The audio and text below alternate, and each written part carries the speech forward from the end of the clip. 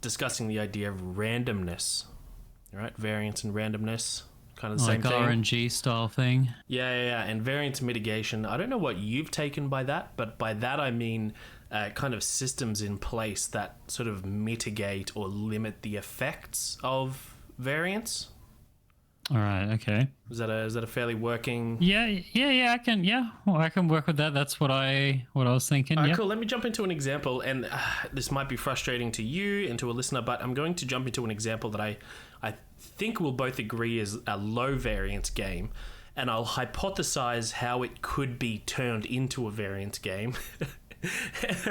and then we'll see if we can abstractly unpack some like not universal laws. What am I thinking of? Some principles to work with. So let's take Counter-Strike, right? Okay, sure. Now I think there's some variance when it comes to when you're sort of firing your weapon, how the bullets kind of spray. Sure. I don't know. It might actually be scripted, but either way, as far as the player is concerned, unless I guess you're a very high level player, there's variance in where the bullets go. Mm-hmm. But nonetheless, it's a very I point, I click. It's not an adventure. It's murder. Pointically, yeah, okay. Yeah. Yes, okay. So Counter-Strike, okay, there's a tiny bit of variance, but it's not a massive RNG thing. You kind of it's a very heavily skill-oriented game. Yes, okay. It's very predictable. Okay, good. Yes. We both agree with that. Now, Yes. what's the mechanic that sort of makes the combat really exciting? What mechanic makes the combat really exciting? There's probably a few, but I guess this is a bit of a leading question. I'm kind of expecting a certain answer here. Okay, I guess lining up a shot and killing your opponent before they see or kill you. Yeah, I guess that's true. You've got this mechanic of it's in my player agency, I'm lining up, and the extra juice factor would probably come if you're trying to line up a headshot and you land a headshot. Sure. You've got that extra juice coming from headshots, and you could kind of abstractly think about that like a critical hit. I don't know if people within the Counter-Strike community, if they refer to a headshot as like a crit, but you can see some similarities there, right? It's just a damage multiplier, but instead of randomness, it's based on I hit your head. Correct. Yes. Okay, now I want to imagine an alternate universe. Oh, so good. I'm so glad we just get to discuss alternate universe theory here. So last time it was etymology, I think, right? I know. We're going crazy over here with Pop and Emu. Now, P-Pop, Sure. you travel to a parallel universe and you find P-Pop 2.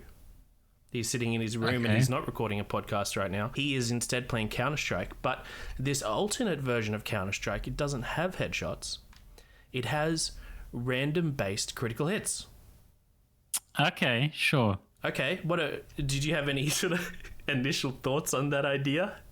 I mean, for a game like Counter-Strike, that seems terrible. Okay.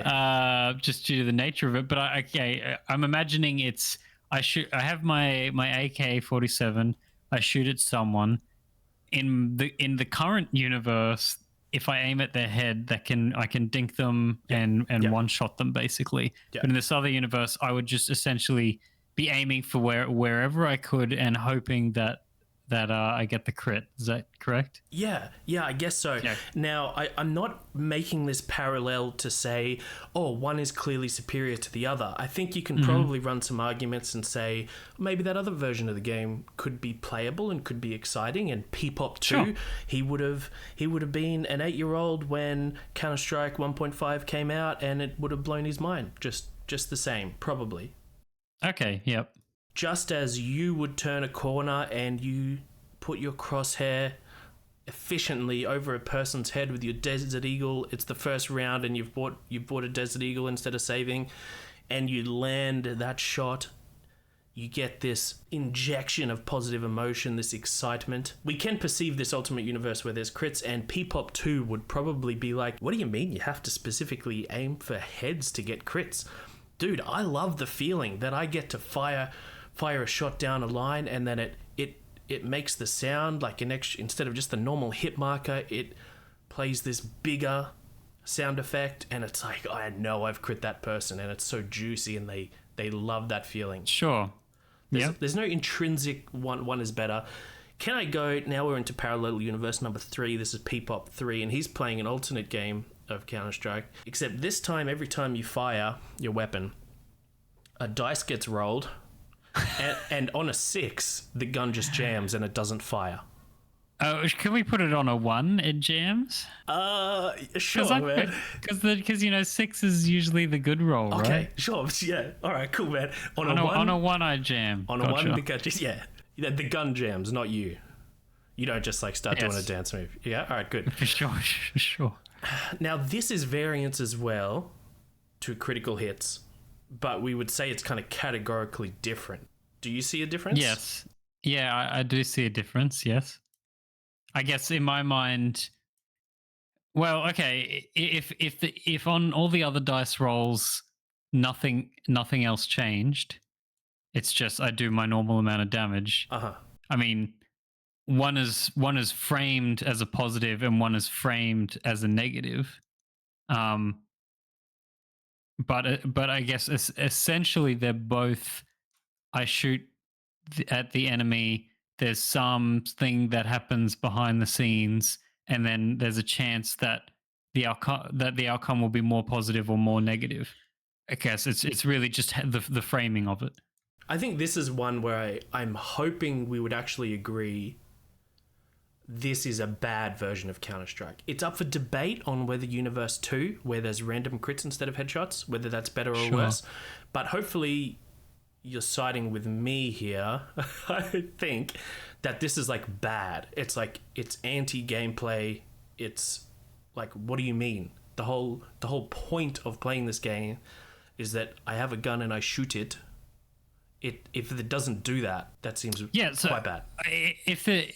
If Counter-Strike in either of these other parallel universes is still making the claim that it is the best tactical shooter in the world, I would say both are sort of antithetical to that design, and especially that last example seems really bad. If instead Counter-Strike was some kind of wasteland survival game, then there's another discussion, but it isn't, I guess. Okay. I would agree with you. That's a pretty terrible mechanic. Good. Yeah, so I guess we're starting to get into the realms of, right, maybe that sort of mechanic is appropriate, but it would need a bunch of other things in place. What if, for example, in the buy round of Counter-Strike, so at the start of every round, you get a chance to spend the currency that you've earned on new weapons and some armor and grenades, diffusal kit if you're a nerd. What if you could also use maybe $200 to clean your gun out, and it reduces the chance of the jamming? It goes from a 1 in 6 to like a 1 in 12. Right. Okay. So I guess in that example, I mean, I still ultimately am like, I don't like this mechanic, but in that example, you have added to my decision tree, and I guess I can make a call now. Is it more important that I have, say, a Molotov to zone out an enemy or give myself safe travel somewhere? Or is it more important that I have the reliability of a good, solid gun, and I can be more... I can rely more on my weapon to get the shots. So good. I love to hear that. Yeah, I think that again, I don't like the system, but I like that as an improvement to add to my decision tree. Okay, and yeah, good. I guess the conclusion I'm getting from there, even though you've somehow mitigated some of the variance, and even though you've even introduced into the system some novelty in decision making, I think, and maybe this is just because we're Universe 1 Chads and we're biased, but I think we both agree that that is just a worse version of Counter-Strike. And I think that logic kind of applies throughout all of the systems. Like, imagine if, this isn't even talking about the guns, what if you turn a corner and you see an enemy, and upon the enemy becoming visible in your field of view, you roll a dice and there's a chance that your character has a PTSD flashback from the previous war and you're stunned for 2 seconds. It just the screen starts like changing to one of the moments where you got shot in the last round you play. Yeah, yeah, Like, yeah. It just shows this like replay. I didn't think about it in that sense, but yeah. Oh, hey, if we're gonna put this mechanic in, we're gonna make it the best it can be, all right? That's interesting. Okay, so we would say that's like antithetical to the game. It's like it's Yes. almost like the core gameplay loop is being interrupted. I think it's really important to make the distinction that Counter-Strike brands itself as essentially the number one tactical shooter in the world, and I think that really pushes against variance or RNG or however you want to frame it. Yeah, yeah. That is very interesting, and I think the equal and opposite is something like Snakes and Ladders, which is like, I'm okay with this extreme level of variance because, yeah, it's not professing to be anything other than it. It's up front. Yeah. You are rolling a dice, and do you land on a snake or a ladder? Like, brother, who knows? It's got nothing to do with me. Yeah, this is just a game to play with your kid, and there's no agency. They just roll the dice and see the outcome. Okay, cool. Can I add one more layer to this third universe Counter-Strike? What if, okay, during this 2 seconds of stunned while you're PTSD stunned, a game of Angry Birds comes up. Or you know, we pick up Flappy Bird. Flappy Bird. Look, if that's Bird your poison, minigame. mate. Yeah. You know, would that make it justifiable? Because, you know, this random event occurred and now this other thing that you find deeply exciting, Flappy Bird, you dream of this. Okay. Okay. Like, does that fix the problem? No, not in my mind. But I think that's because the example is a. I think it's kind of in bad faith for me to say no, because I just hate the example so much. This whole PTSD where your flow is just completely interrupted and everything switches.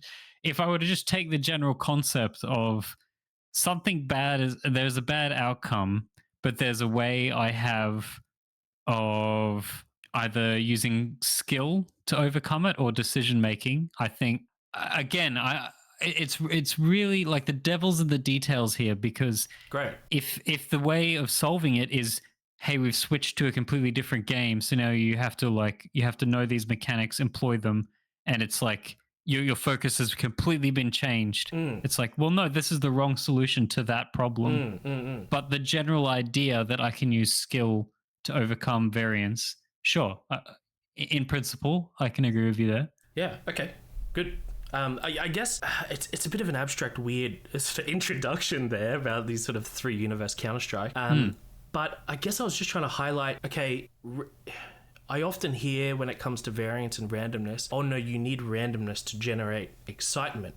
And I actually mostly agree with that. I think randomness, intrinsic, maybe you'll push back here. I think you kind of need randomness for the sake of a game. It seems impossible not to have that. But that's not my argument. Sometimes I try to criticize mechanics in games, like this gun jamming in Counter-Strike. Not that exists, but it's an example of something that I would criticize. And people push back and say, oh yeah, but it's adding excitement. And I mean, I've chosen an obtuse example because hopefully we all agree it's not exciting. But I'm just trying to prove, like, it's not a universal law that randomization variance has generated excitement. It still needs to fit within the entire framework of you are still playing the same game, you're getting to have the same gameplay loop.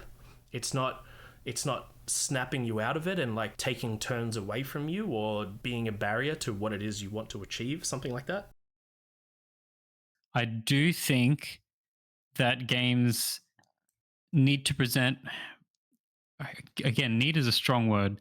Generally, games should be presenting a challenge, and generally things become challenging when they are hard to predict. Randomness is a path towards that. Great. And yes, it can lead to excitement. So that, just want to make a small distinction there, but I mean, on the general rule, yes, I agree. Unpredictability, randomness is a path to that, and randomness isn't inherently bad.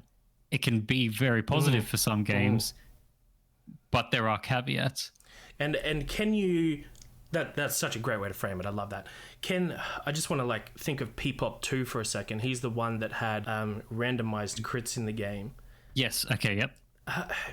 can you imagine a circumstance where you're trying to convince him that your version of Counter-Strike is better, and you would almost have to start by saying, hey, look, you've got randomized critical hits in the game. I think that's actually in some way going against what the rest of this Counter-Strike game is trying to achieve. I would like to remove that from the game. You can kind of imagine a backlash. What do you mean? Now it's just more boring. And in some sense, that just is true. But it's not a comparison between P-Pop 2's version of Counter-Strike that has crits versus that version of the game without crits. It's a version of the game that has crits versus a version of the game that has headshots. And so when criticizing games that have variants that go too far, it's really hard because they've been designed in a way that's baked into the entire system. And having a discussion is like, you can't just convince someone, oh no, we should remove that from the game, because they haven't experienced a version of the game that not only has it removed, but then they've got this entire other system put in place, this headshot mechanic that it's based on player agency, but it's providing the excitement factor through that other mechanic instead of crits. Yeah, I mean, one thing to, I guess, throw in here, if it's a competitive game, I think generally speaking, players, at least when they get to a mid-level, generally speaking, I would say the sentiment around random chance things is usually fairly negative anyway. So I think, so like I'm not trying to dispute all your claims here. If we make the hypothetical universe, hey, P-Pop in that universe really likes crits, sure, I would have to make a case first to kind of unpack things. But I think chances are, if I'm playing a really hardcore tactical shooter, I would already be pretty frustrated by critical hits if I had gotten to a decent level in it. I would think that they were against the design, as I do a lot of the time when I see extremely random RNG things in other competitive games, like missing uphill in Dota, for example. But yeah, I think that's a little bit besides the point. I guess one thing I'm really interested in, we've kind of gone over these almost like simulated alternate versions of Counter-Strike and really tried to go through that. But I think it'd be really useful if we could kind of get stuck into like, okay, well, what is an example of a game that really relies on variance and maybe even has a somewhat positive, like a lot of people have a positive outlook on it, but what is the case against it, or even what is the case for it? Is there any that you have sort of off the top of your head? Oh, I mean, I'm a big Slay the Spire fan. I'm very tempted to jump towards that because I guess the entire roguelike genre is just intrinsically predicated on this idea that parts of your run or your progression is meaningfully randomized. So the cards that you get after beating an encounter are randomized from a set. Not only are they randomized in terms of what the specific cards are, but also the rarity of the card is randomized as well. So you could be getting common, uncommon, rare. I think that's intrinsic to the design, and it is to its benefit. It's fantastic. Yeah, I guess if we're talking the variance in Slay the Spire, there's also variance in what the encounters will be, the placement of the encounters versus the event rooms and the shops and whatnot. What boss you're going to get, what rewards in terms of relics you're going to get. There's variance all throughout that system.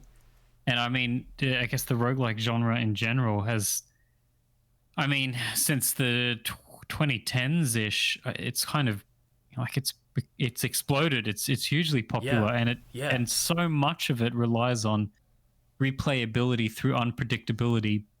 But giving skill, there's very sort of hard to tread line for a good roguelike of skill has to be the most important thing, but it has to be the most important thing on top of a set of systems that are extremely variable. Yes. Well said. What do you make of the idea, and I think this will actually help introduce the idea properly, between variance and variance mitigation as two separate things? So in Slay the Spire, right, the first couple of encounters that you have, you've rightly defined the encounters as randomized, but actually, I think the first two encounters in each act are a weaker version of the rest of the act's encounters. Now, I am going to claim, and maybe you'll push back and see otherwise, that's kind of like a variance mitigation system, okay? It's not, things are still randomized. You can still get a jaw worm and you can still get some slimes, but you're not getting the harder versions, and you're certainly not getting elites. It's a coded in hard rule that while encounters are randomized, is from this set pool for the first two encounters. And that's kind of a benefit to the game, that it's got a system that's kind of mitigating the variance in a way that's actually making it smoother and better. Would you agree? On that point, I don't think I do actually. Ooh. And here's why. It's because the variance is still present. Well, sorry, how do I put this? It's not that the player I'm finding it really hard to describe this, but it's not like we're rolling a dice, the chances of it getting a 4, 5, or 6 or higher.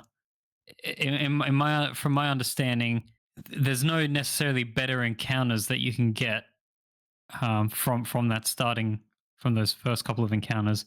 But the point is more just that everything has been pulled back. So it's kind of almost more like just we the difficulty of the game is just tuned a little bit to make it so you don't get steamrolled at the start. To me, I don't necessarily see that as variance mitigation, because we haven't. There's not a chance that I'm going to get a super hard encounter here, and I've just the odds are more stacked in my favor.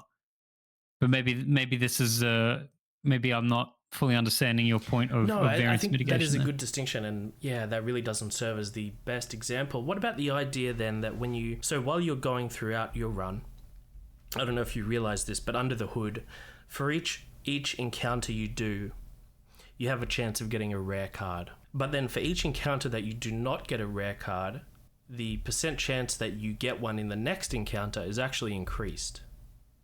Yes, I would definitely agree that is variance mitigation. There's still the randomness.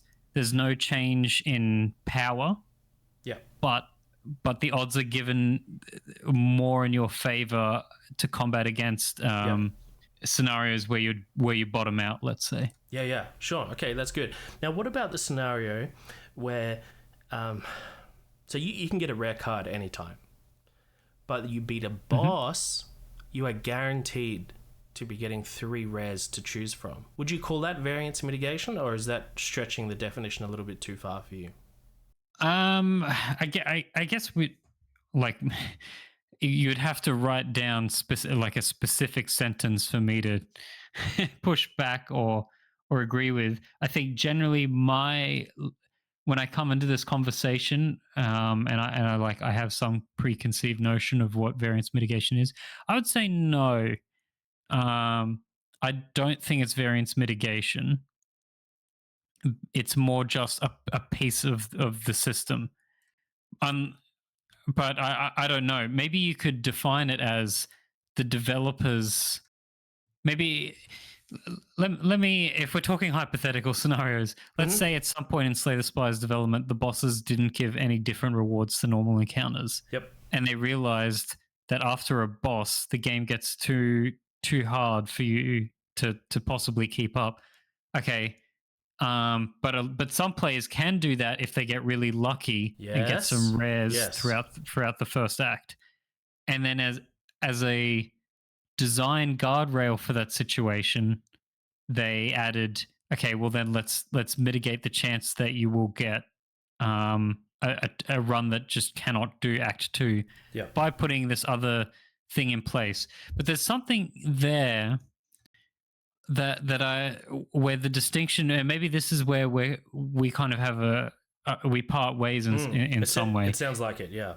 Because when I see that situation, I'm like, I've beat the boss, and I'm going to get a rare no matter what. In this system, I'm guaranteed a rare.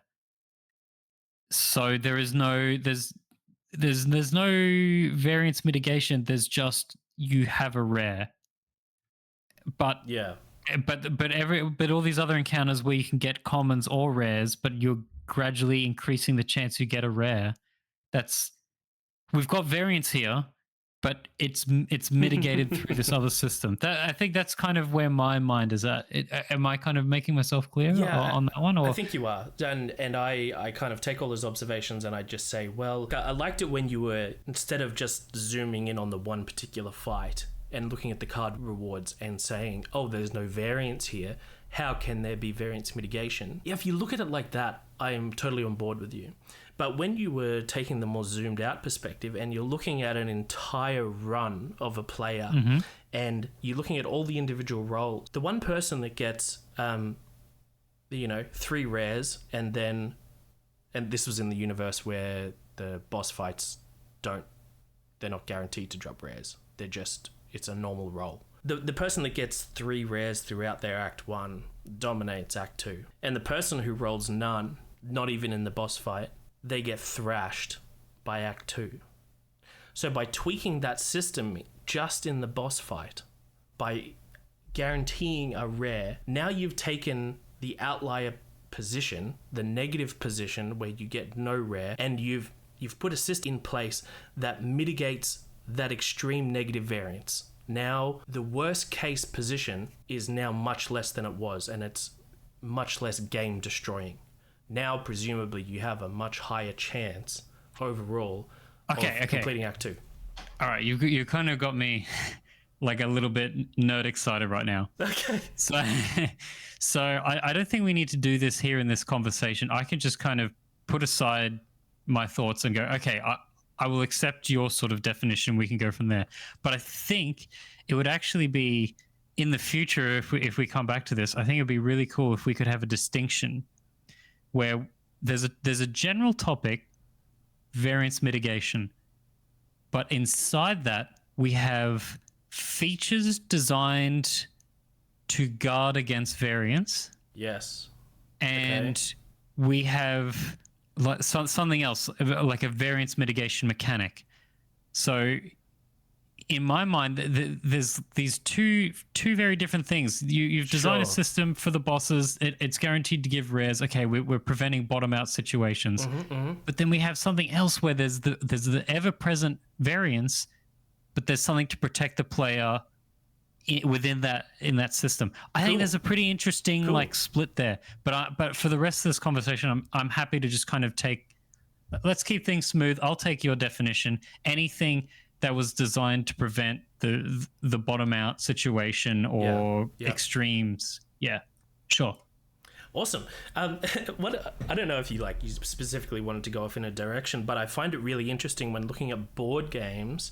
A lot of the time when an expansion is released, if you're reading the rules manual and the features that are added to the game through a lens of my definition of variance mitigation, what you realize, what's often occurring is the expansion is just adding variance mitigation systems into the game. I'll probably... Really? Yeah. It's uncanny how frequently this happens. I'll probably discuss Outer Rim as a board game soon, because I think it is the most egregious piece of garbage variance that I've ever seen in any game ever. It's horrific. But then I read through the expansion and it allows you to get secondary discards. That means nothing to you, but this discard mechanic that allows you to kind of reveal a new card, it enables you to do 2. It's essentially doubled your efficiency to cycle through the deck. It increases an ability for you to see certain hidden cards. Some of these like hidden bounty things are flipped up from the start of the game. It gives you the ability to cross from one side of the map to the other. Yeah, I definitely appreciate this doesn't mean anything to you because you haven't played the game, but the map is essentially this linear long line, and you might have to, all based on randomness, you might have to deliver a piece of cargo from the left side of the map to the right side of the map, but in the base game, there's no way to cross the universe from one side to the other, like from end to end. I don't know if that's even making sense. Like in Pac-Man, you can go almost like out the map one side and appear the other. Sure. If you wanted to deliver this piece of cargo in the base game, you would literally have to traverse the entire galaxy like in slow version. But But in the expansion, there's a mechanic where if you're at one edge, one side of it, you can, do this event and then you appear on the other side. And it's like, Gotcha. oh my goodness, all of these variance systems that were in the game, like if you get unlucky and you're asked to deliver this worst case scenario, there was no out for you. But now they've put in systems that specifically, through the lens of variance mitigation, address the worst case. So I think... Interesting. Yeah, it is interesting that expansions seem to introduce systems. Well, I don't know if there's I guess a point with the expansions that you're moving towards, but with board games, I find something very interesting, Okay. which is a lot of board games use either dice or cards, which introduce an element of randomness and unpredictability. Okay. Like an astounding amount, right? Yeah. It's huge. And I feel like a lot of the time that's because there isn't a sophisticated and intuitive system outside of those Yep. to introduce randomness. Yep. Whereas a lot of the time in a digital game, you can kind of disguise. You could just be like, well, this piece of loot dropped, and your mind just kind of goes, oh, it's a rare, and I've seen a lot of commons, so this is rarer. You don't have to know what goes on behind the scenes. You don't have to pick up an object and throw it and see the outcome and whatnot, right? Yeah, great. But I guess it's just kind of interesting because it feels like these are just so accepted as the standard of every board game has to have dice and or cards to introduce that randomness. And I really can't think of many that don't. But I think the most interesting part is, I guess, what you're saying here. I haven't noticed that with expansions that go to mitigate that. But I'm kind of curious, do you think that's kind of, there's a naivety in board game developers, or it's almost like there's randomness needed, so maybe you put in a bunch, and then when it's out in the wild, it's almost like, okay, the expansion's the opportunity to patch the game and balance things out. I'm just really curious to know why that kind of phenomenon would happen. Yeah, I'd really like to know too. While I was looking at the expansion rules in this Star Wars Outer Rim game, it listed all the playtesters there, and I was very tempted in that moment, try to find them on Facebook and try to interview them or something, because it's like, I just want to know, did they, while they were playtesting, find these elements? Like, did they encounter these extreme negative variance situations like I've encountered that in this game? And if they did, when they were discussing it to the developer, was the designer like, yeah, it's the game. Like, what happened? Was it, did they not see it? Did the playtesters not happen to see it? Or was it was seen, but seen as a positive? Or was it maybe it was seen and it was kind of loosely understood as a negative, but it was accepted, oh yeah, well sure, maybe 1 in 1,000 playthroughs suffers from this extreme bottom end, and I guess we just have to deal with that. Could they just, maybe they couldn't at the time think of the solutions that they put in the expansion? Because that also blows my mind too. By having all of these systems introduced into the expansion, you're kind of admitting to me that these were problems. So right, and that you why had wasn't the ability to fix them at some point. Yeah. Like you can think of this idea. Yeah. Interesting. I don't know. I mean, you've got a little bit more experience in game dev, but you work in a completely different space to board games. So I don't know. What do you think is going on in the back room? Yeah. Well, it's so hard to know, because I mean, the thing that with game dev that it's really hard to sometimes appreciate is that even when a game is flawed or when it's good, like that has taken months, and generally every little mechanic in a game has been like it's had a lot of time and thought put into it. Yep. So if there's something that is just fundamentally flawed, like I shouldn't even say flawed. Like I have not played this game, Outer Rim, that you're talking about, but I would have to assume if there was so much randomness that in the first iteration they thought, look, maybe they thought that this game has enough skill.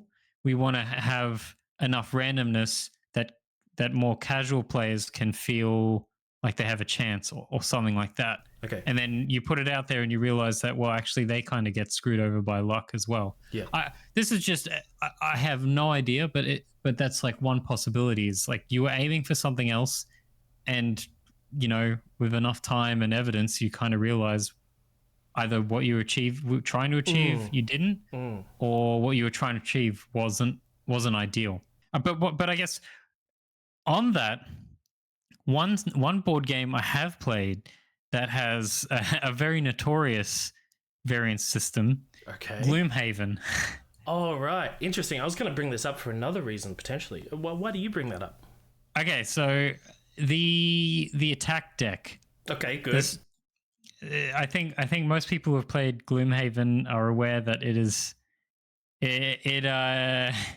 sometimes makes you feel good, but a lot of the time makes you feel pretty bad. So I guess for those who don't know, that every time you use an attack in Gloomhaven, you draw a card from your attack deck, and it's got a bunch of modifiers like +1 damage, -1 damage, Yep. +2 damage, do no damage, or do half damage. Like there's just a bunch of modifiers in there that can either make your attack way more impactful, Including completely miss. yes, yes, but a lot of them are just do the attack as normal. And I guess it kind of gives you that sensation of my attack has a random value of like I'm doing anywhere from 2 to 4 damage, but realistically you can just miss or you could do a crit sort of thing. Now the thing is, I think the negatives in that system are far sharper felt than the positives. Like if I get a crit, it feels great.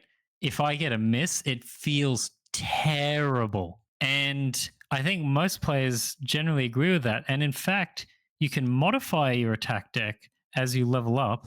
And what I do is I don't add in really powerful, cool cards. I use all my levels possible to remove all of the bad cards. Okay. Yes. And I mean, there's something to be said about like players just always go for whatever optimizes to win rather than have fun. Yep. But I think the reality is I'm picking that because I will have more fun by having fewer negative instances. Yes. Than by the fun of adding in attacks that are like cards to my deck that feel really cool. And that's a massive shame in my mind. I'm so glad you've brought that up. I think one of the reasons, and this is why I did this with the Counter-Strike example, if you remember, there's the universe where you attempt to fire your weapon and it jams. But then you could, through player agency, spend your currency to half the chance of it jamming. And the very fact that you've got a way for the player to control the variance doesn't actually intrinsically fix the problem. You yourself said, no, it's just antithetical to the design of Counter-Strike. It is meant to be that when I shoot, bullet comes out. That it's just how it should be. Maybe if we're playing a wasteland survival game, maybe something should be said. But just because the player has a way to interact with the system, it's not a valid argument. We shouldn't be saying, oh, if you hate the randomness so much, well, why don't just clean the gun? It's like, no, we're actually criticizing the core mechanic, and just because you can interact with it doesn't negate that. So I think that's one observation to be had here. And then the second probably moves into your, and I think actually more interesting point. If you have to choose between, am I mitigating my bad variance, or am I doing an exciting thing? But it's uncanny how frequently players feel the necessity to choose the option that mitigates variance. And I think, I don't know if you said this explicitly, that's such a shame. I just think, why couldn't the game just handle that for you? Maybe when you level up, you get to just remove one anyway, but then you get to choose one positive thing to put in, because it's like you're missing out on all of these crazy combos that you could have been having in the positive direction. There's actually an opportunity cost. Yeah. Does that summarize what you're saying, you think? Yeah, 100%. And I think an argument for some designers is, well, okay, but we're okay with that because some players are just going to optimize, and that's, that's okay. They want to win, they want to play the hard difficulty, so they're going to pick the optimization route. And But some players are going to pick the exciting route, and that means that they have like a more kind of chaotic, exciting experience where sometimes Yeah. things go really wrong, sometimes they go really right. But I think that is often a mistake because we know for a fact at this point that players will optimize the fun out of a game. Yes. That's actually there's a quote. I think it's from one of the developers on Sid Meier's Civilizations, and it is. I mean, that's absolutely what I've observed both in my behavior and running playtests with games that I've worked on. The point is, even it's true that some hardcore players do benefit from this system, and it's like, okay, that yes, it's good for strategy.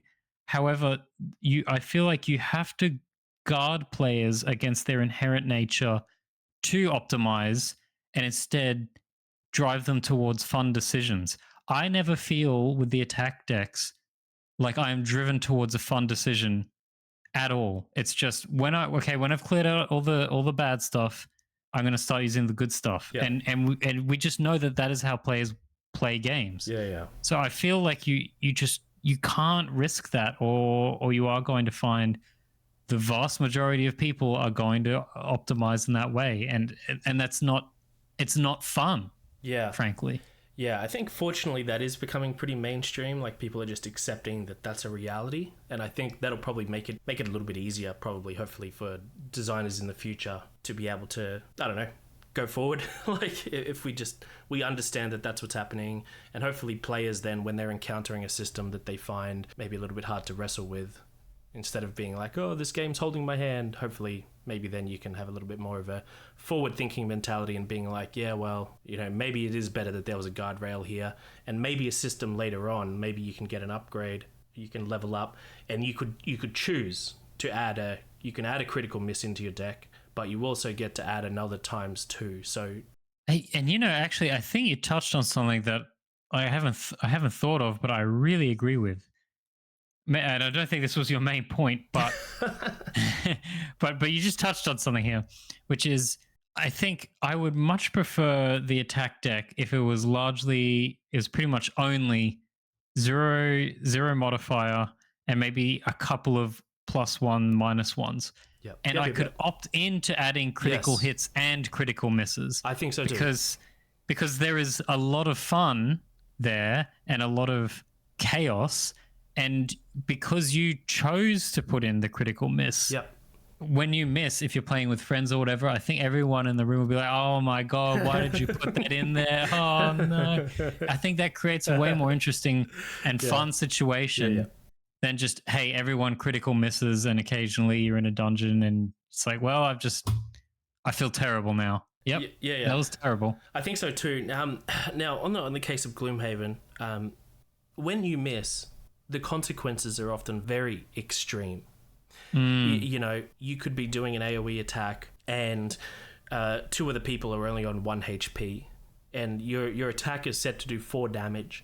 In your mind, it is guaranteed essentially that you destroy these 3 individuals in front of you. Even if you roll a -1, you're still getting the kill, sort of thing. Oh yeah. In that example, it accounted for a -2, and there's something about the damage values in that game are so high for both parties that you rolling a miss on someone and just allowing that one extra person to survive when you've built your entire strategy that turn, everything's worked up to, even last turn, your ally did a big AoE that brought everyone down to like 1 or 2 HP, and the plan was now this turn you're going to high initiative, jump in there and just polish them off. But you roll a critical miss, suddenly that enemy gets a turn. And if that enemy, if he just rolls a +1, or maybe even a crit, suddenly you go from this scenario of you went from having destroyed the 3 of them to now you're potentially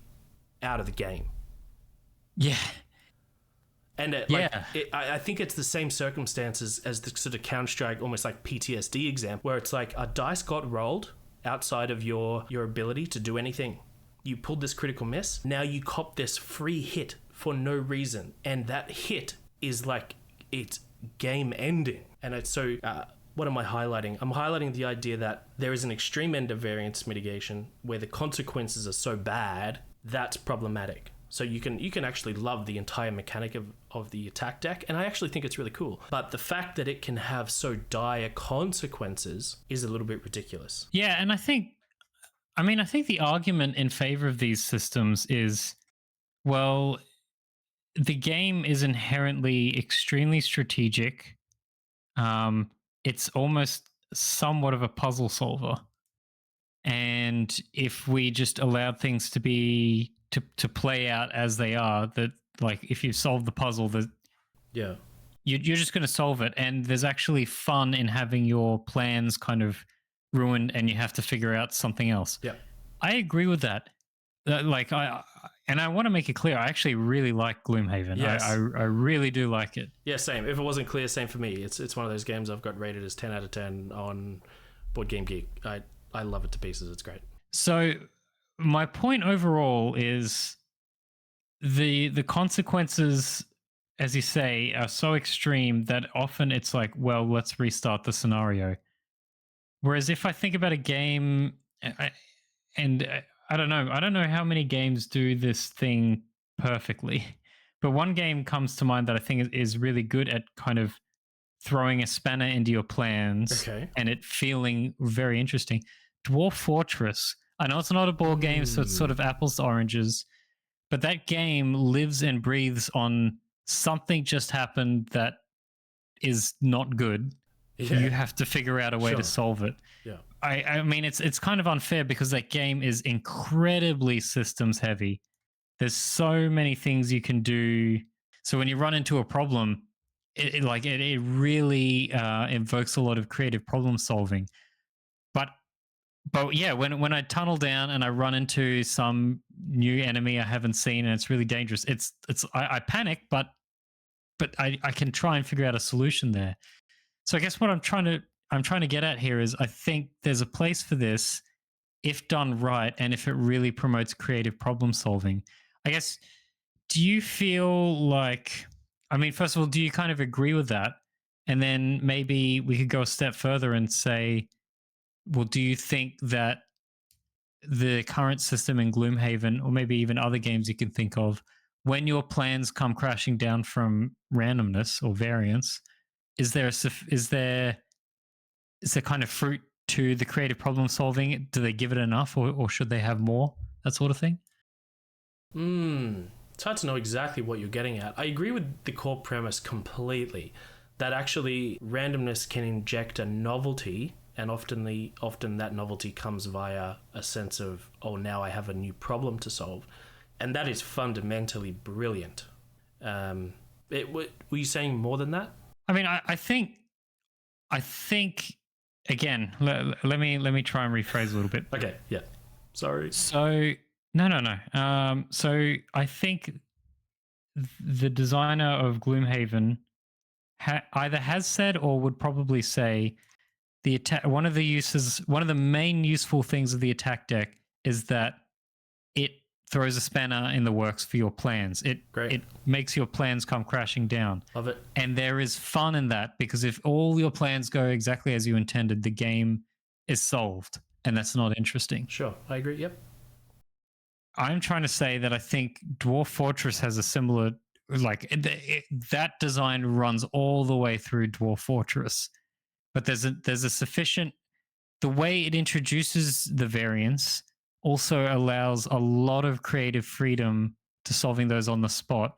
Whereas I think, and this is probably the premise I'm trying to get at here, is that sometimes, it's honestly a lot of the time in Gloomhaven, a bit of negative variance actually leads to a state of like, I don't think I can solve this. I'm just going to restart the scenario.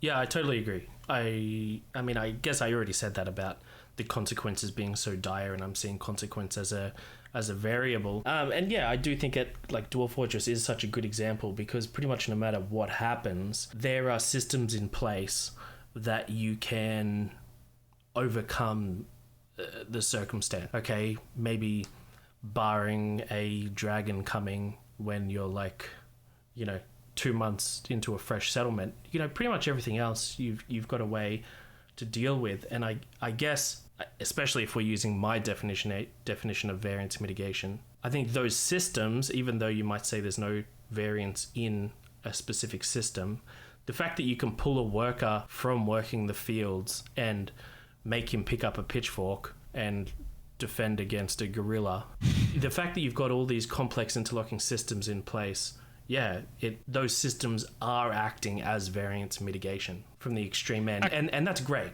Yep. But something, Cool. but most board games don't often have that, and a lot of computer games also don't have that. Yeah, I think that's kind of the where I was trying to go with that. I don't I think I explained it super well. But I guess in Dwarf Fortress's case, it has the advantage of being so systems dense that you can just grab, as you say, you can grab a worker out in the field. Okay, use your pitchfork, now go fight the gorilla. I guess Yeah. a lot of these other games don't have that sort of freedom. But I feel like if you can find that same sort of path, you know what I mean? Yeah, it's definitely made more difficult that when you have a more reduced game with less systems, it definitely becomes a lot harder, and you have to just invent. You have to invent mitigating systems that don't feel as organic and intuitive. So that's definitely a Yes. downside. But I will certainly say it's better to design that than to just leave it out and let a player feel the full force of the negative.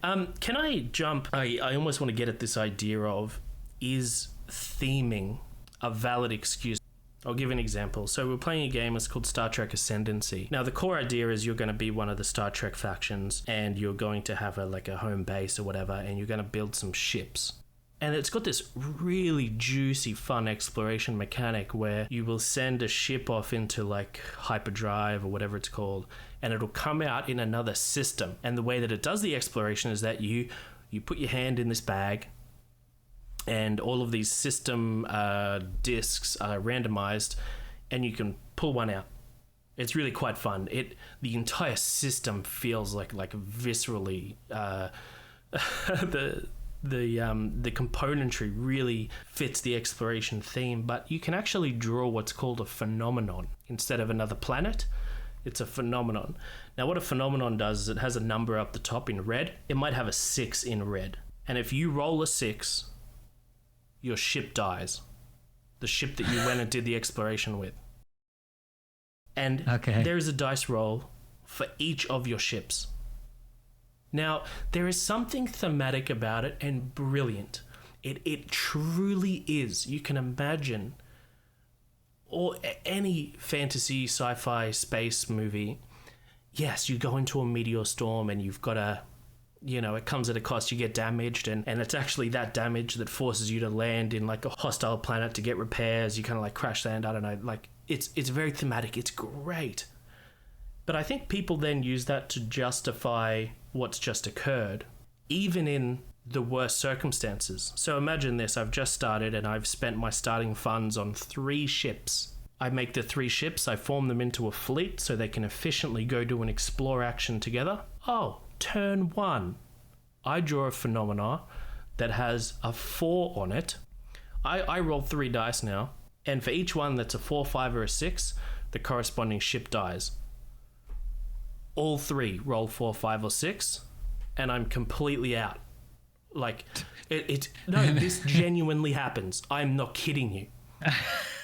It's like, imagine you're playing Age of Empires and you start with 5 villages, and it genuinely feels like when you send them to the berry bush for the first time to get some of your starting food. So a raptor just comes out and starts killing them. Yeah, there's just this hidden dice roll that occurs. Yeah, sure, man. You're having a snack in the berry bush, taste testing one. Yeah, absolutely. A raptor appears out of nowhere. I mean, I thought we were post-dinosaurs in the Byzantine era, but nope. But apparently not. No, they just popped out. Okay. So can you can agree with me, I'm assuming, that absolutely space travel comes with hazards, but that's a kind of ridiculous outcome to occur? No, I agree. I mean, this is in the abstract, of course. Once again, I haven't played this game, so I should give either side the benefit of the doubt. But for me, I think first of all, theming in a game, I'm generally very much in favor of like form following function. So if you had like, if they were thinking that they wanted a mechanic in a game where you take stuff you've made and you send it to a random location to get random rewards. Mm-hmm. Well, then from there you could say, well, what fits that is actually space exploration. Yep. Because if you're taking a hyperdrive, you might not know where you ended up. Yep. So in that case, that part of the theme to me makes sense. Yep. Either way, whether it started with theme or it started with function, I think it really comes back to, as you said before, how extreme are the consequences, and how can the player guard themselves against those extreme consequences. Yep. So even in Gloomhaven's case, where we kind of made the argument that the attack deck has some serious design flaws, you still largely can have enough contingency to okay, well, it's okay, I missed this one thing, I'm going to get battered and bruised, but we may still scrape through. That's we can deal with that. Yep. In this case, if you are in a situation where turn one, or any turn really, you lose out on a significant portion of your fleet and you're in a competitive multiplayer game, to me that seems like that's too far for a dice roll to push you out of the game, in my opinion, I think. Yeah, sure. I agree for my personal taste, but I guess I also want to get at the idea, just this difference between variance and variance mitigation. And one of the reasons I'm trying to have this conversation with you and brought it up as a topic is, I swear every time I talk about variance, this happens with, I've had this conversation with 20 different people, and it's funny how often by the end of the conversation it's oh, you just don't like randomness. And I'm no, I'm not saying that. I just want people to admit, okay, it's one thing for, maybe we're 10 turns into the game, and then these phenomena get unlocked, and now there's a chance when you explore, you can suffer some ship loss. Hopefully by that point, maybe you've researched something like shields that help protect you, or blah blah blah, I don't know, whatever. But that's okay. I'm just saying there needs to be a system in place that means you cannot draw those until a certain point in the game, because there's a massive difference between this happened on turn one and all three of my starting ships took a hit, versus, oh yeah, we're 10 turns in and my scouting force took a hit, but it's my entire economy is fine. Well, so let me attack this from a slightly different angle. Okay. I think there's whenever you design a system like this where the consequences can be so severe and they are random,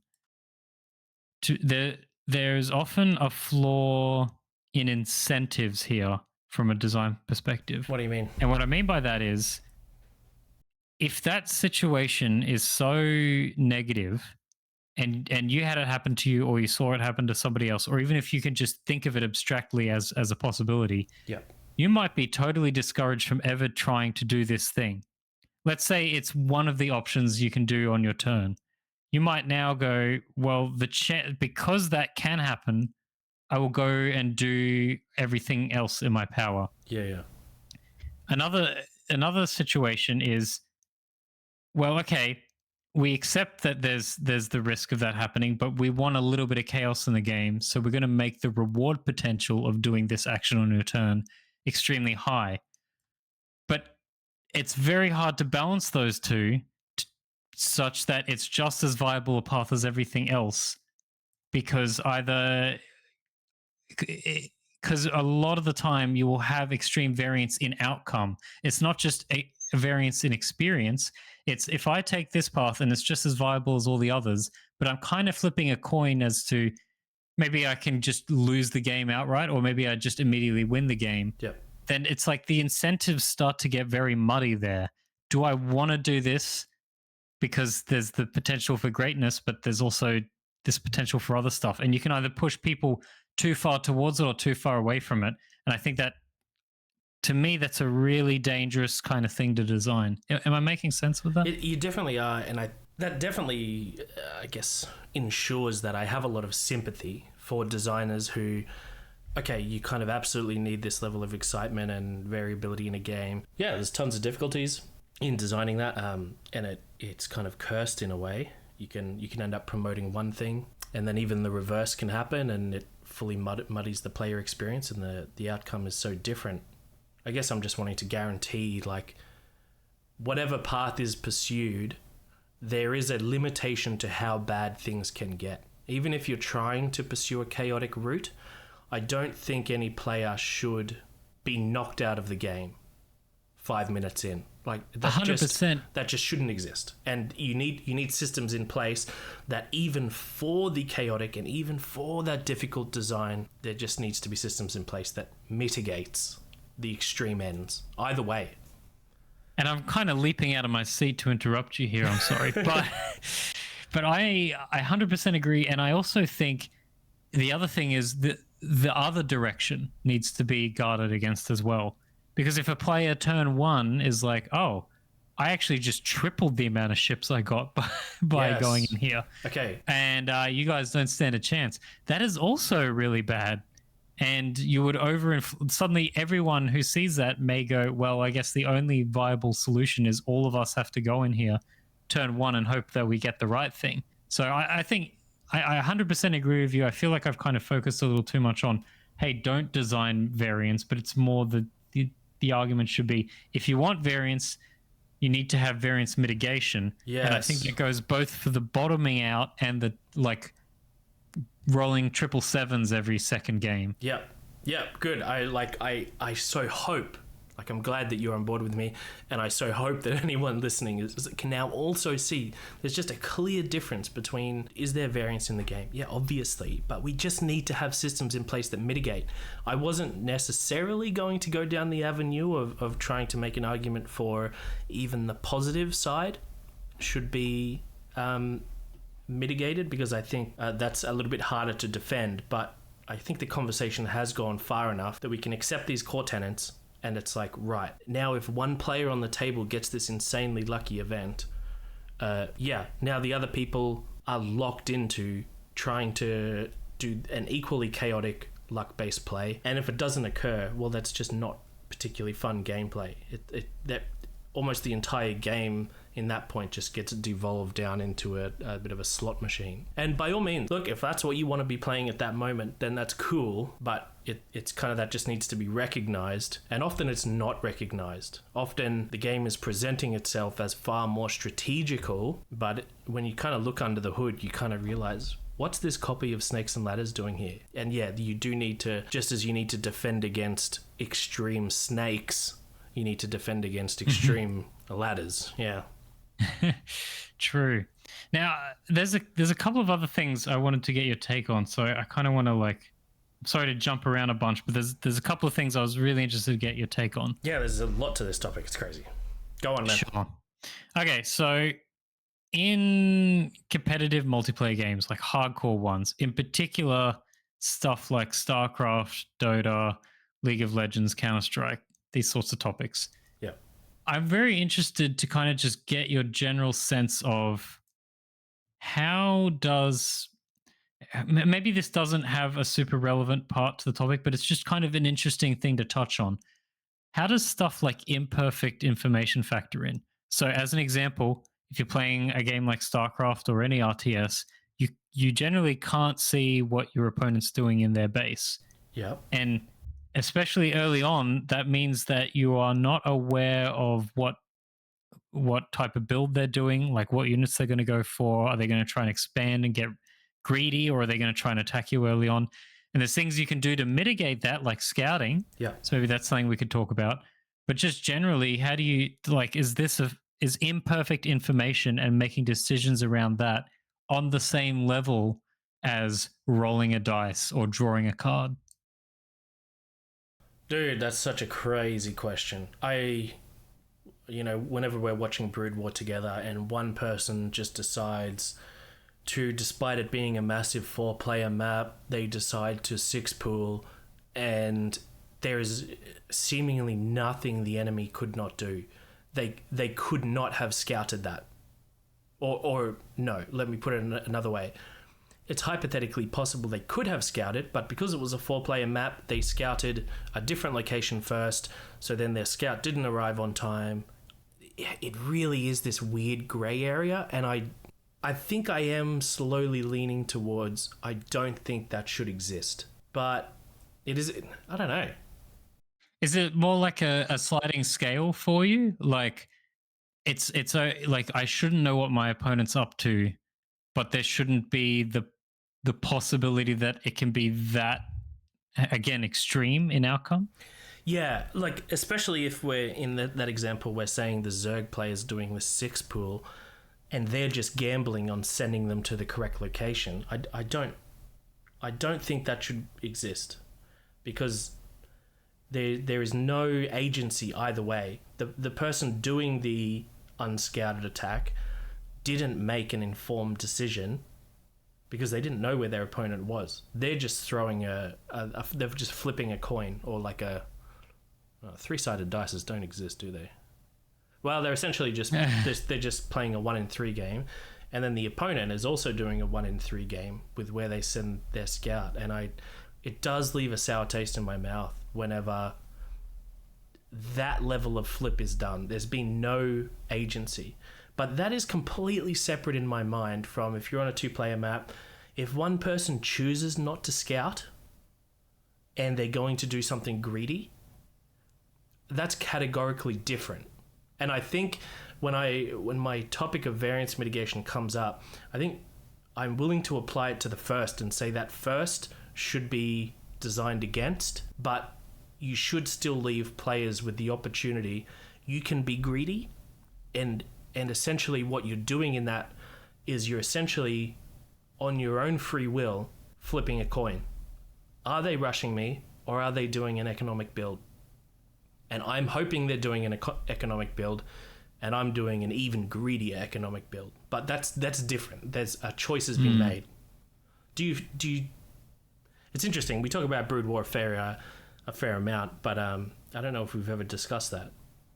I guess on that particular topic, like Brood War itself, I have opinions and things I like and dislike about it. But I think the more general topic of I don't know what my opponent's up to, or I can't predict their actions with accuracy.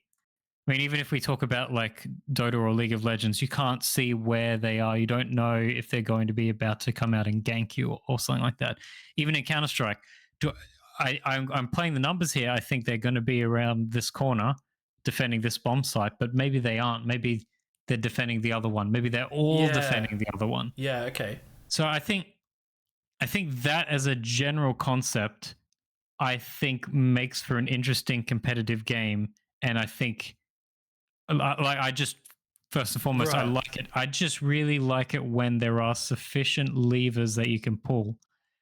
So, for example, in a strategy game, I can send a worker to scout, and if that is a viable way of guarding me against builds that are too strong, then that's good. In Counter-Strike, like, okay, the chances are that like this is a really good spot to defend, so chances are they're going to be there. I'm going to throw a flashbang. I'm wasting a resource to reduce the chance that I'm just going straight out here and getting shot. Yeah, I think those are good, and I also think it's good, as I think you were kind of alluding to, that you can take risks. Yes. So sometimes, in the example of StarCraft, you could just, hey, my opponent might kill me if they're going a super aggressive build. I don't think they are, so I'm just going ultra eco. Yeah. And like there is a chance I just lose the game off of this, but I'm playing the odds, and I think I'm going to get a big advantage. And I think that's the same, again, for a lot of other things, like in Counter-Strike. We're all going to rush this site. I think they're only going to have 1 or 2 people defending here, and if they do, we win. But if they don't, I mean, it's a gamble, but this is like we're playing the risk. I think that leads to interesting decisions. Yep, I agree, and I'm sort of glad that you're seeing that there's a sort of a qualitative difference between a pure luck, no one had any agency to scout or anything, and comparing that to a circumstance where you did. Can I and you might find, oh my gosh, you're really going to say this is a system of variance mitigation. Imagine in Counter-Strike, right? Well, let's just take a hypothetical universe. Oh, here we are, another parallel universe in Counter-Strike. Yeah, we're betting, sort of betting. I love this. Number 4. Just imagine for a second that it was simplified where all 5 of the counter-terrorists had to go to either bomb site, and all 5 of the terrorists had to go to a different, well, not a different, they also had to choose one of the bomb sites to go to. Right. Now, in reality, it's more complicated. You might have 3 defending one, one's kind of in mid, and one's kind of, trying to delay at the other one. It's more complicated. But sure. But sometimes there's games where the T's, they can get into a bomb site essentially unobstructed, and it was just a flip of the coin on whether the CTs decided to prioritize defending A or B, and whether the T's prioritize... if they don't have as good guns, maybe they're like, we don't stand a chance if we're in a fair fight, so we have to try and gamble and put all of our defenses here, that sort of thing. Absolutely. Now imagine if the moment the T's place down the bomb, it explodes and they win. Would that make the game better? No, I think we would all agree that's so ridiculous. Kind of the point is that you plant it and now you have to guard it. And so it's almost like the timer that it takes for it to go off is itself a variance mitigation system, because it's not like you just flip the coin, you went to B, you successfully planted and you win. It's like, okay, now it's the CT's job to converge and try retake that site. And because you don't know where they're going, you still have all this fun complexity and variance that still exists within the game. And the variance comes, as you said, as we're discussing now, in the form of unknown information. It's brilliant. It's so integral to the experience of the game. But that system is kind of in place that ensures that it's not like ridiculous. You don't just get a free win off the back of that. It just modifies how the game is going to play out. Yeah, you know what? I really like this example, and I think there's a topic that I'd maybe like to chat about sometime. Okay. I've got a term, a feature that is very design dense. Okay.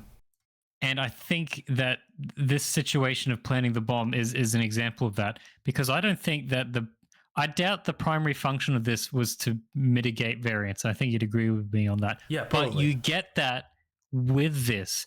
I would say probably the primary purpose of the bomb plant and then the post time before it explodes is to make the players interact with each other, to bring people together and fight and have confrontation. Yep. But you also get decisions. Do I want to save? Do I want to try and risk it? You get there's that gambling there. You also get the variance mitigation. So you don't, if everyone commits to one side, that doesn't mean it's over if they rolled the dice and they were correct. Yep. There's a bunch of other things. There's decisions around, do I want to take extra time to move further in the site and plant it over here? Questions like that. I think that it's an extremely well-designed mechanic, and I think you get variance mitigation. I don't want to say for free. I'm sure it was planned for it, but that's a part of it, and I really like that part of it. But I just really love the mechanic in general. Yeah. You've touched on a good point. I'm not going to discuss the bigger topic of design dense, but you're right to say that a lot of these systems, they aren't placed because of variance mitigation. It's more like it's play tested, and then you realize, oh no, I plant this bomb and this goes off way too fast. The CTs never get a chance to respond. And so early playtesters would have seen that and been like, come on, this is ridiculous. There's nothing we can do about this. Oh, okay, well, we'll alter the time and we'll make it longer. No one's using language of variance mitigation, but it's like, I think I'm using variance mitigation as a way to get at, we just need systems that mitigate extreme outcomes from unfair circumstances. So I totally agree. You don't need to design, well, how do we variance mitigate this? What's a variance mitigation system we can deploy into Mario? It's like, what are you talking about? It's just when I'm observing a mechanic that can so wildly fluctuate in its experience, including extreme negative circumstances, oh, what system are we putting in place that just cuts off that negative, just cuts off the tail end? Yeah, I think that was really well put. And just to jump once again to a completely different point, but I really wanted to get your take on that and this other thing before we wrap up. Brother, you got to give some takes. Sure. Look, I feel like this is a topic that, this is the hill you're going to die on, and I'm kind of getting to watch you die on the hill sort of thing. Okay, that's fair enough. Okay, Baldur's Gate 3. Okay. Now, I talked a bit earlier about how a lot of designers, and Gloomhaven, I think, was my example, where the idea that you come in with a plan, that plan gets disrupted by variance or randomness. Yep. And that is interesting. That's part of the design.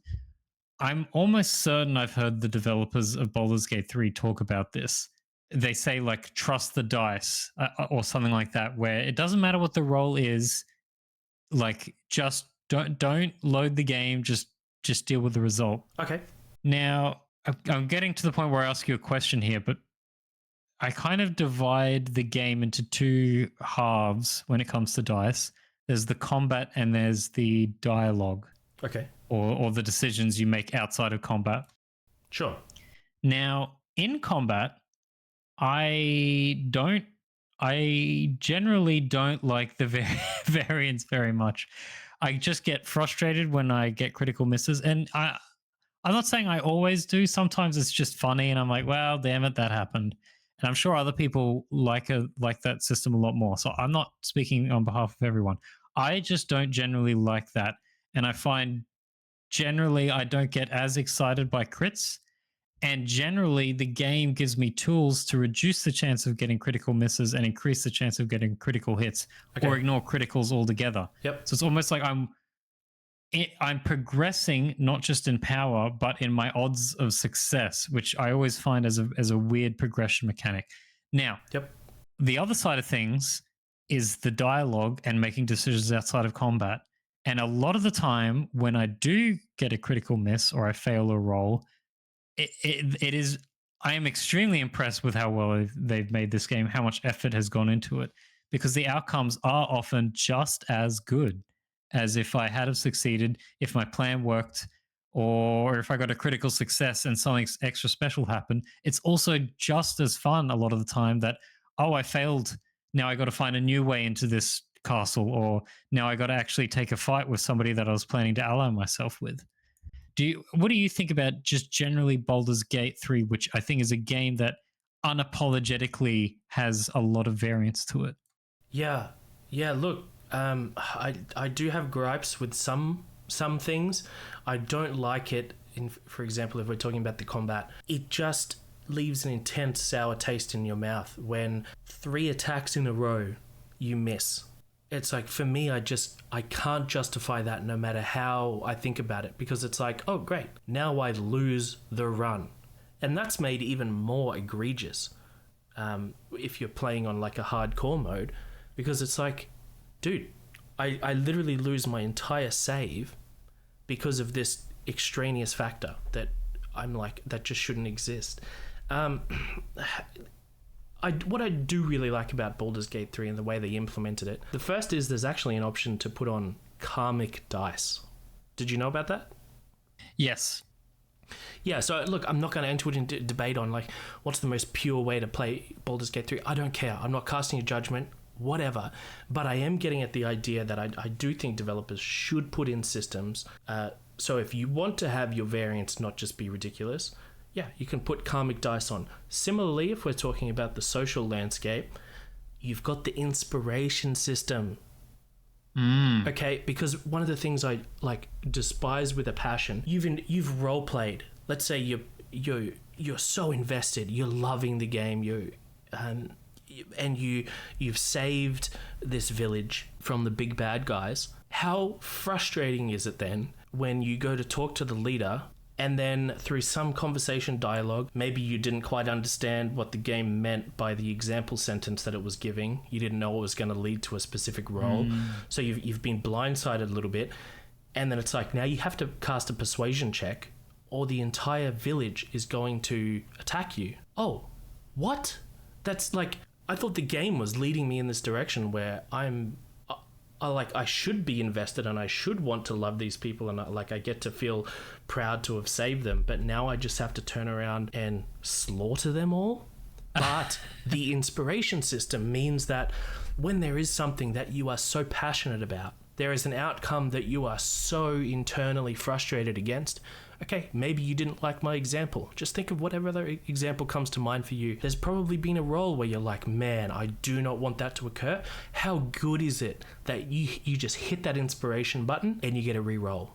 I think that's brilliant. And it's a limited resource. It's not like it's free. You still have all the same impetus that you have to trust the dice, as the devs say. But there is a mitigating system in place that if you really, really do not want it, if this is the difference between you Alt F4ing and stopping playing, inspiration. That's brilliant. And that's an example of a system that every game needs to just have. That totally makes sense. And I think those are really good points. With the karmic dice, that's still hit or miss for me because I still have the sharp negatives. But I think overall, as you say, the inspirations, it's like they have put these features in place because they know, hey, it can have a very negative outcome. So we'll give you some tools to guard yourself against it. Yep. I think, in fact, I'd almost forgotten about inspiration when bringing up Baldur's Gate because I was so just like hyper focused on the dice rolls. Yeah. But I think that really also makes me think, before we go, I'd really like to know from anyone listening, what are some variance mitigation systems that you've seen that you think are really cool? I kind of want to just, after having this conversation, build up a sort of mental repertoire of like, what are the good systems out there? And maybe I'll actually use them in some games I'm making. Wow, man, it's been real. I had a really good time with this conversation. Brother, thank you for listening to my rant, and you get to enjoy watching me die on this hill. I hope it was a good show, man. It has been. Catch you later, man. See you later.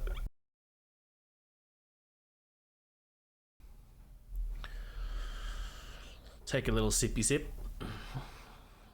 Yes, sir. Play the Minecraft sound.